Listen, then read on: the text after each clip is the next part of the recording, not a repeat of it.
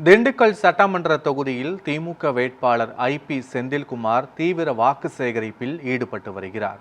2026 சட்டமன்ற தேர்தலை முன்னிட்டு எழில் நகர், ராம் நகர், ராஜீவ் நகர், ரவுண்ட் ரோடு, புதூர் உள்ளிட்ட பகுதிகளில் திறந்த வேனிலும் நடைப்பயணமாகவும் சென்று பொதுமக்களை சந்தித்து தேர்தல் அறிக்கை பிரசுரங்களை வழங்கி செந்தில்குமார் வாக்கு சேகரித்தார். அப்போது பொதுமக்கள் அவருக்கு பூரண கும்ப மரியாதை, ஆரத்தி எடுத்து பட்டாசு வெடித்து உற்சாக வரவேற்பு அளித்தனர்.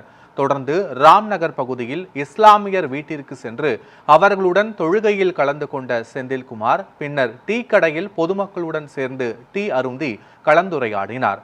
அப்போது உதயசூரியன் சின்னத்திற்கு ஆதரவு அளிக்குமாறு கேட்டுக்கொண்டார்.